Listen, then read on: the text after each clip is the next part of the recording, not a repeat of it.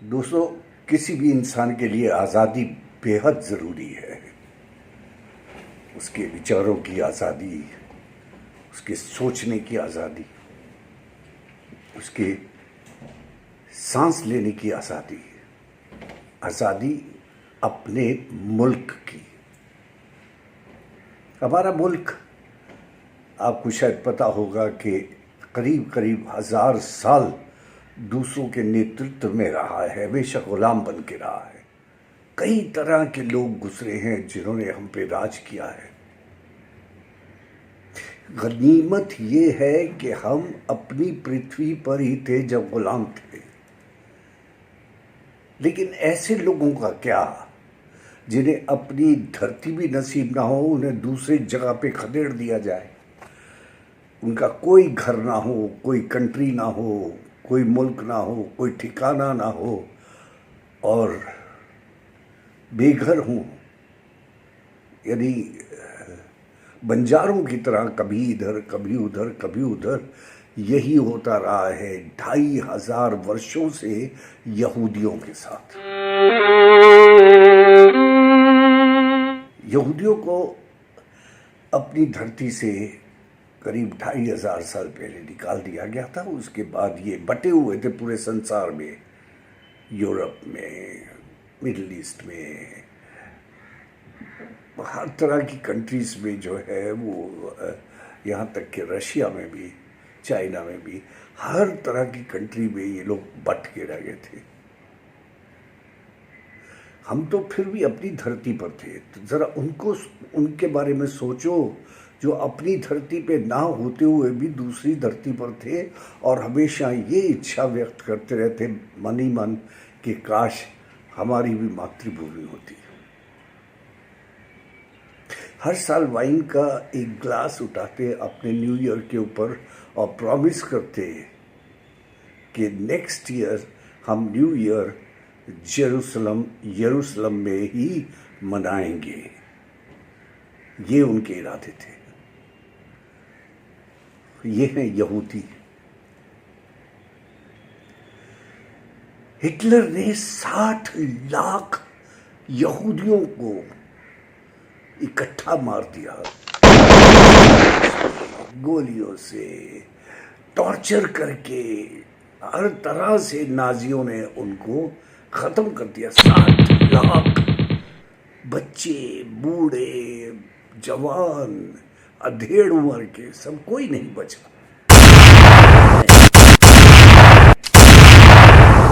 तो जब ब्रिटिशर्स हर तरफ से लोगों को आज़ाद करके जा रहे थे, तो 1948-49 में इन्होंने इज़राइल को भी आज़ाद कर दिया।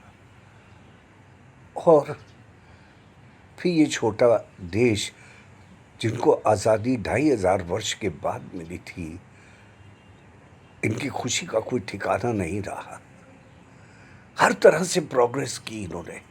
हालांकि आप जानकर हैरान होंगे कि ये बॉम्बे से भी आधा देश है। इसकी टोटल पॉपुलेशन, जनसंख्या 90-95 लाख है और उसमें से भी 35 लाख सिर्फ फौजी हैं। उनमें महिलाएं भी हैं, आदमी तो है ही। एयरफोर्स में ये सबसे बेस्ट है। प्रोग्रेस इतनी की इन्होंने कि हर तरह से इन्होंने प्रोग्रेस की, वेदर साइंटिफिक और कल्चरल, हर तरह से इन्होंने प्रोग्रेस की और अपने को सेल्फ इंडिपेंडेंट बना लिया। लेकिन ये भी इन्होंने जाहिर कर दिया दुनिया को कि अगर कोई हमारे मुल्क की तरफ ख़राब नज़रों से देखेगा तो हम उसकी नज़रें निकाल देंगे। इन्होंने कोई एरिया नहीं छोड़ा जहाँ पर प्रोग्रेस ना की हो। मिलिट्री से लेके, साइंस से लेके, कल्चर से लेके, एवरीथिंग। तभी तो ये नहीं चाहते कि इनकी आज़ादी पे कोई आँच आए, कोई दूसरा इनको देखे। ये नहीं चाहते। मेरी एक बहुत ही प्यारी फिल्म इंडस्ट्री की आर्टिस्ट है स्वरा भास्कर। जो उनके विपरीत विचार रखती हैं। She is a lovely artist. मतलब मैं पर्सनली बहुत ही ज़्यादा उनके आर्ट का दीवाना हूँ, प्रतिभा का दीवाना हूँ। वो जब भी एक्टिंग करती है मुझे बहुत ही अच्छी लगती है। लेकिन क्या उन्होंने इस बारे में सोचा है कभी कि उनके ऊपर कितना जुल्म होता है? लेकिन वो उल्टा कहती है हमेशा। वो जो मैं सीरियसली कह रहा हूँ, वो इतनी अच्छी आर्टिस्ट हैं कि she must be a pleasure for any director to director. I am sure about it. क्योंकि प्रतिभा तो बहुत मतलब कमाल की है उनमें। लेकिन स्वरा, ज़रा उनके बारे में सोचो, जिन्होंने 2500 वर्ष सिर्फ इधर उधर यदि बंजारों की तरह काटे हैं, जिनका कोई घर बार नहीं, कोई कंट्री नहीं, कोई मुल्क नहीं, कोई अपना कहने वाला देश नहीं। अब देश उनका हुआ है तो जानती हो, पूरे वर्ल्ड में, दुनिया में एक ही यहूदी देश है और वो है इज़राइल। छोटा सा एरिया है। And they are facing the entire world. चारों तरफ दुश्मन है सब इनके, पर they are so modern, so determined कि उन्होंने ये सोचा हुआ है कि अगर कोई टेररिस्ट हमको तंग करेगा तो हम उनके घर में घुस के उसको मार के आएंगे।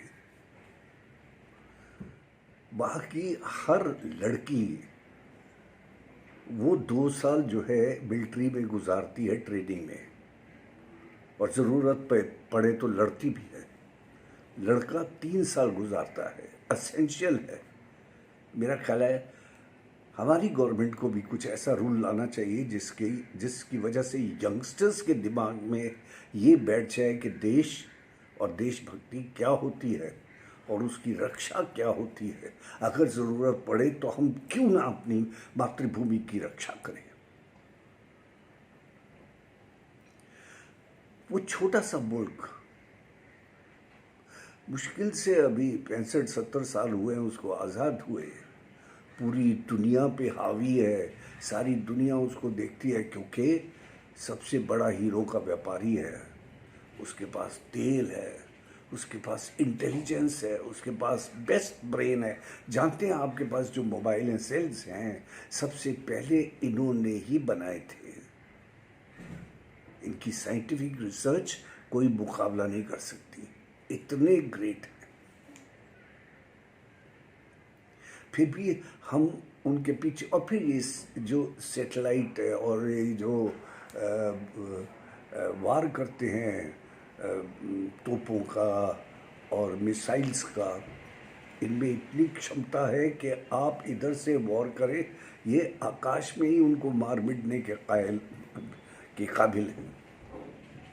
ये ऊपर ही दोनों को टकरा के ख़त्म कर देते हैं।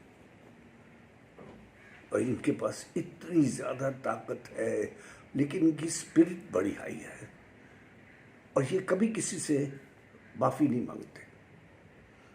इन्होंने कहा है बस बहुत हो गया, 2500 साल हमें आपने बाहर रखा, हमें जो है बाहर के मुल्कों में गुजारा करना पड़ा। अब नहीं, अब ये हमारा घर है, हमारा देश है, हमारी मातृभूमि है, हम इसकी रक्षा करेंगे और किसी की हिम्मत नहीं कि जो पास आए। मैं समझता हूँ किसी भी इंसान को ये हक है कि अपने देश को बचाए। I think we should all in the world should try and be on their side, क्योंकि वो सच्चे रोते हैं। क्यों ना उनको अपना देश मिले और क्यों अपने देश की रक्षा ना करें। And they are also determined not to let their country to be against slaves for anybody. तो मैं स्वरा से सिर्फ रिक्वेस्ट करूंगा कि आप थोड़ा सोचिए, शायद आपका उत्तर उससे उनसे उनकी सोच से मैच कर जाए या हमारी सोच से मैच कर जाए, because it's not necessary every time to be opposite to what others are thinking. Maybe they are right, शायद उनकी सोच में वजन हो। सोच के देखिए और कोरोना से अपने आप को बचा के रखिए। जय हिंद।